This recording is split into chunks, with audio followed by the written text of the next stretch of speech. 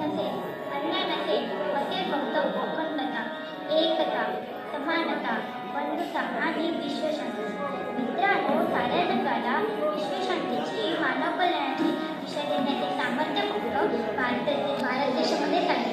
भारत आज नव्या जगाची आशा आहे आणि म्हणूनच आपल्या देशाचा आपण सर्वांनी जय जयकार करूया. सादर करीत आहोत तू नव्या जगाची आशा, जय जय भारत देश. Thank you.